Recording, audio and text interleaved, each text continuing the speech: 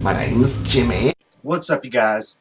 Here's my review of X-Men Days of Future Past, which is based off the storyline from the 80s, also called Days of Future Past.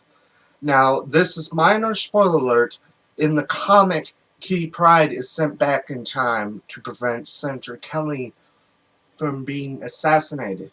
Whereas in this one, Kitty Pryde sends Wolverine's consciousness to his younger body, which I guess that's kind of plain homage to that story, to prevent Bolivar Trask from being killed, which he creates the Sentinels. But first off, I would have to say this movie was amazing. This is the best X-Men movie out there. It's the X-Men movie we've been waiting for a while, I'd have to say. You know, and this movie was a cool way to bring the original cast and the new cast together in one movie. I mean, you get, from the original cast, you get to see some people like Colossus, which I think that was cool that they added in there, and Storm, which Storm kind of has her cape thing with her arms. And we get to see some new additions like Blink and Sunspot. But there was one new addition I was just a tiny bit disappointed with, was Bishop. I really wanted him to do more, to say more, because in the 90s cartoon, which that's how I first learned about the storyline, Bishop is sent back in time. But it's literal time travel. But I think it was cool for him to at least being in the movie nonetheless, so it's not really that much of bad. Really isn't. Hey, and at least they demonstrate his powers in the movie. So I guess that's pretty cool. You know, and you also get to see Nicholas Hoult returning as Beast, which I have to say, I love the design for Beast. It's like the Beast I knew as a kid. Because when I first saw First Class, I was like, why does he look like a blue cat? Because at the time, I didn't know that was like a part of his mutation in the comics. I didn't know, so I was like, why does he look like a big blue cat? That's not Beast. But, you know, I just love the design they went with for him. And a couple of the things I loved most about this movie, Evan Peters is Quicksilver.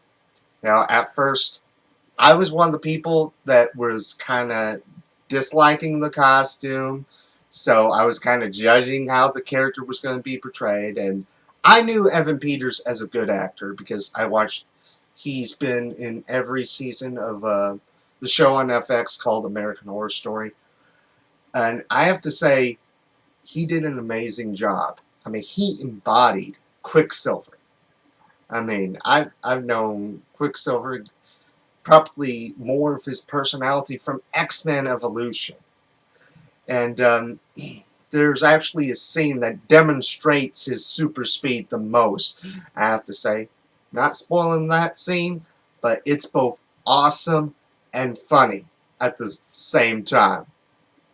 It really is. But, you know, Michael Fassbender in this movie completely embodies the Magneto I knew as a little kid. I mean, he's all like how Magneto was in the first three films that, you know, we are Homo superior, we are the dominant species, next dominant species of Earth. He embodied that character, and I love that he did that. You know, and I also liked the costume that they did. I mean, it's different than what we saw at the after credits scene for First Class, but I think it was really cool to see in this movie. I thought it was really cool to see, you know, and it was a good choice, I'd have to say.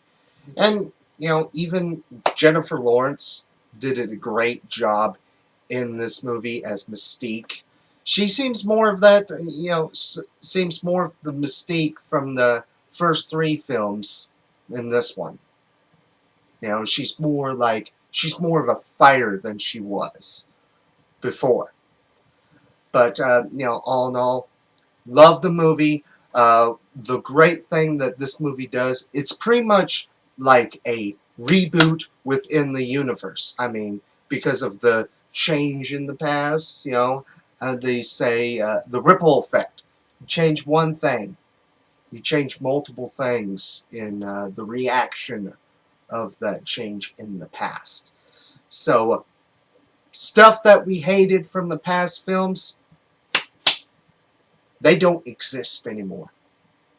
Yeah, you tell them in the movie, I'm like, hey, you remember this? They're like, what are you talking about? You crazy? But I would have to give X-Men Days of Future Past a perfect 5 out of 5 Wolverine claws. Even though he technically has 6.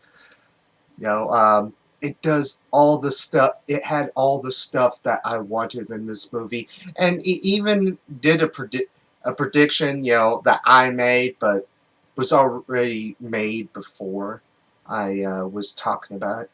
It did all the stuff that I wanted in this movie, and there is an after credit scene, so you stay after those credits because it's going to get you a little pump for the next X-Men film. X-Men Apocalypse, unless we get an altered title, which I think it might be possible.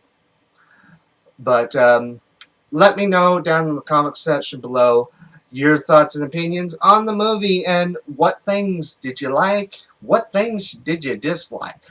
And be on the lookout for future movie reviews, since there won't be anything until... nothing real big until this fall, because this fall is going to be jam-packed with the TV shows returning and new. And I might do a review on Transformers Age of Extinction, maybe.